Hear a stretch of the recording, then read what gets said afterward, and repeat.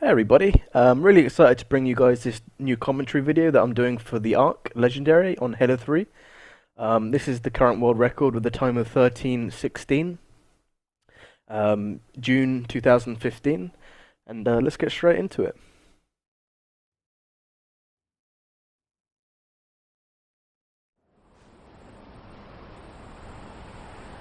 That's some.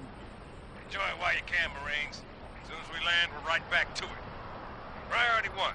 Secure a landing zone for the commander's frigate. But keep your eyes and ears open. We need all the intel we can get. On wherever the hell we are. Stand to, Marines. Go, go, go! Okay, just getting my cursor up there. Yeah, I've been grinding this level quite a lot in the past 2 weeks. Been developing quite a few new strats. Got at least 4 of my own that I'm going to be pointing out, and one that I have to give the legendary Sliding Ghost a good shout out for. And we're going to do commentary over all of them. Here is one of the new things that I like to do here.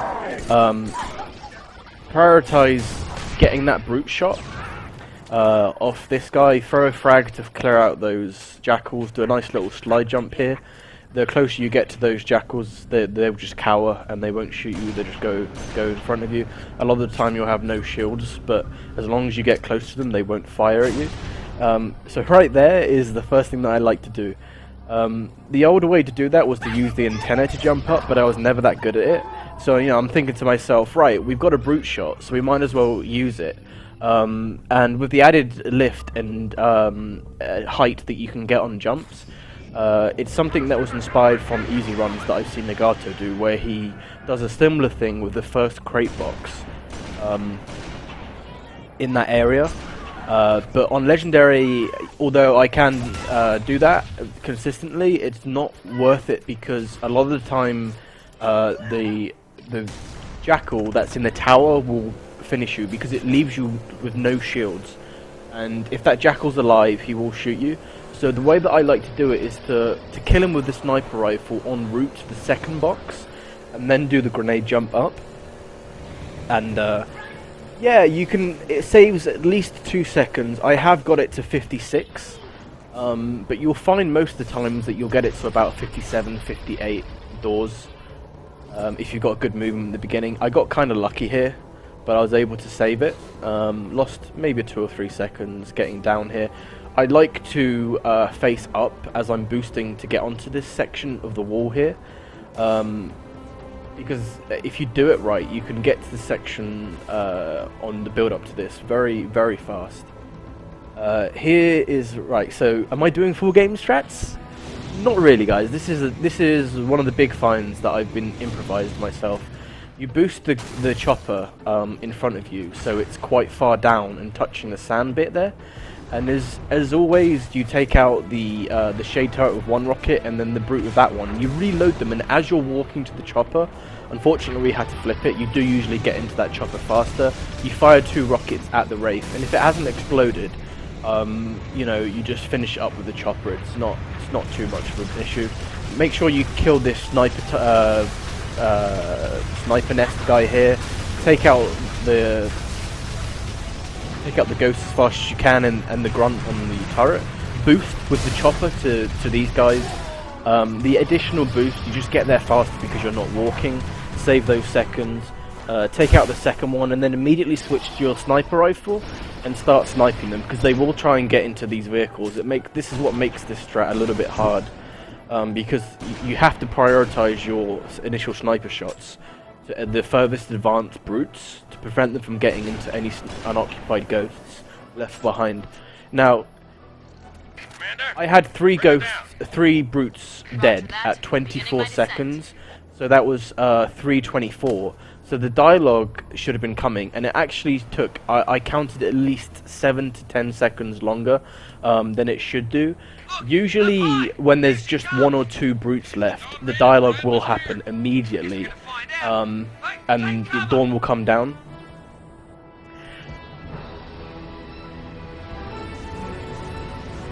There's a link to the bottom right of this video right now, guys. You can see a comparison to the old strats. This was quite sloppy. in this run, but it can be done a lot faster. If you guys give that a click maybe after, or pause this now to look at that. But yeah, I have actually also been looking at the code, and I would love somebody to look at the code. There's also a link to the code, the actual section. This is called Frigate Landing in the script of the game. And I'm wondering if unoccupied ghosts make it to where dawn comes down delayed. If somebody could help me out with that, it would be awesome. Again, so the most basic thing, but another little strat here that I started to do. A lot of the time you can get a power drain there, and I don't know about you guys, but it infuriates me when the hog gets in the way. You lose 1-2 seconds, maybe even more, trying to push the hog out the way because he blocks your initial path to go fast with the tank. And yeah, just throw a power drain to the right, and it's the most simple thing, but it's just another one of those little tiny improvisations that, you know, will save you guys seconds. Like, I always like to go all balls to the wall, right? I don't like slowing down when I'm in the tank. I think if you can hit your shots, you might as well not stop. There's no reason to stop. Unfortunately, I wouldn't have got plasma overcharged there. And even though I am no shields, I know that if I keep going, I can survive. And more often than not, you will survive. Sometimes you do blow up, and you know, you can't avoid that. But I like to go as aggressive as I can do, even in this section. Unfortunately, in the previous section there, the Prowler blocked the tank shot to the Jackals, which caused them to overcharge me because it got in the way. It was quite a tactical move from the AI. But yeah, right here, again, I don't like to stop. I like to constantly move forward, and it's important to get the shot onto the Fjord Jackals as soon as you can. Probably best before the last two grunts, the last two grunts and the ghost turn the corner. It just allows you to keep going forward. Sometimes you do have to drop back to get your shields, but for the most part, just keep going forward, don't stop. As long as you hit your shots, you'll be good. Similar thing here, just make sure that you hit your shots on these, the wraiths, and as soon as you can see the tip of this, the phantom start shooting. I like to do the 5 shots, where you can hit the 3 shots very precisely on the nose of the phantom, but the problem with the strat is if you miss one of the shots, you're screwed, because the phantom will already be dropped, and you'll have no chance of the wraith being already dead from the fall damage. Notice that there's ghost still alive. Don't care about it. As long as you're not getting shot, guys, just keep going, even if there's a ghost alive below. And it was so close to dying from the fall damage. As you can see, the Marine, he took it out in like milliseconds of the turret. I don't think it made much difference in Spark coming to the door. I might have lost 2 or 3 seconds, I'm not sure. Right here, I just remember saying to myself, hurry and open the door, Spark, damn it. I was just literally shouting at the screen.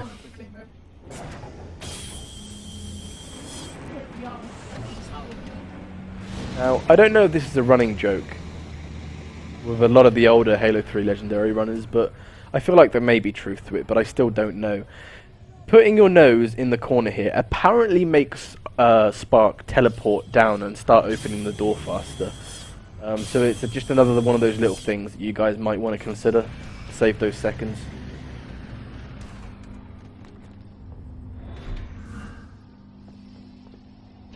I like to turn these corners as fast as you can. I don't like going into the middle. I like just turning them there, and again, in this door, turning it. Forget the middle bit. You can just go really slow and get through exactly when it opens, and then boost over. Sometimes you can hit that rock, and it doesn't happen often for me. Unfortunately, it did there. But this is something that I'd like to encourage any Halo 3 runner, either or Legendary, to not worry about losing time at the top of it, because you can still make it, as long as your pathing is very direct. Don't boost until you've hit the ground, because if you boost before you hit the ground, you're gonna not get the best off the boost. So again here, right, the chopper's gone quite far, but we're still gonna make it, because if your placement is good at the grav lift, that's all that matters. Boost, throw the grav lift on the corner where the shadow is, right there, then crouch in the air, and it's very forgiving, that jump. As long as you can get into the corner relatively fast. If you've been slow on the approach, it doesn't pay too much, you know, weight, as long as you can get the placement good. Here, you can die, believe it or not, and a lot of people say, what, you can die here? And I say all the time, yes you can. Sometimes these wraiths are closer to your chopper here than you'd like them to be, and you die very fast from the gunner. We got a little bit, of damage taken here, but it was okay. And you can hug the wall as much as you can, taking the left path there. Thought I was going to drop off here. Believe it or not, I've actually had a little bit of trouble with that jump. I've lost 1 or 2 runs in the past couple of weeks. 1 or 2 runs to missing that jump over and over again, but we'll pretend like that didn't happen. You guys might be wondering why I'm not taking the more risky way up this spine, right? And perhaps getting a DC. The reason for it is because you don't always get the DC, and I just feel like it's much more consistent to do the same thing every single time.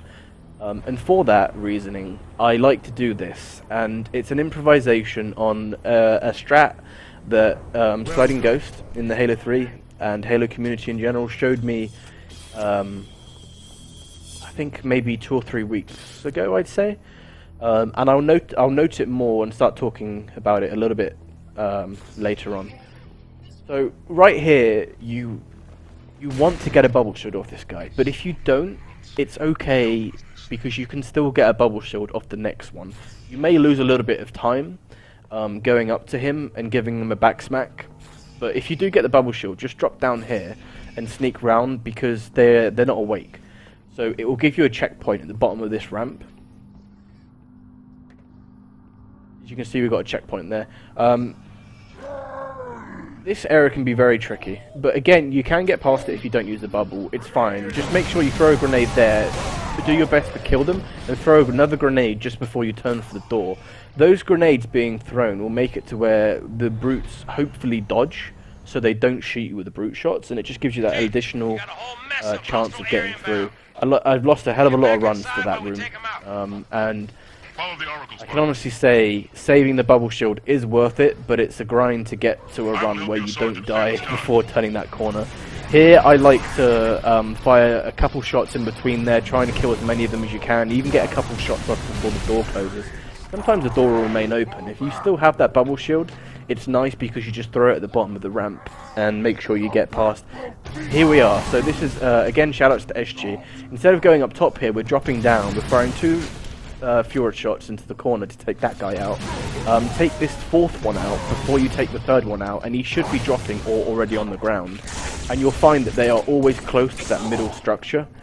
So again, that is pretty much barely slower than the DC deload. Here I like to do something, again, inspired off easy.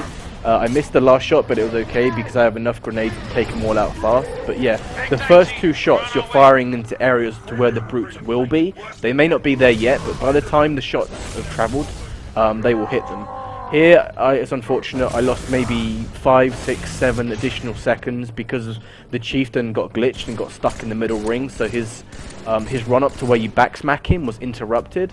And again, I lost maybe 2 or 3 seconds there to the jackal taking headshots and just not dying. But yeah, I hope you guys have enjoyed the 4 or 5 new strategies that I've shown. A new approach to do certain things on this level, and yeah, this is the current world record for Ark in June 2015. I hope you guys enjoyed it. As always, don't forget to check out HaloRuns.com for all the respective Halos and the world records that everybody's getting for each of their favorite games. And as always, guys, I hope you guys enjoyed this video, and have a good day, my friends.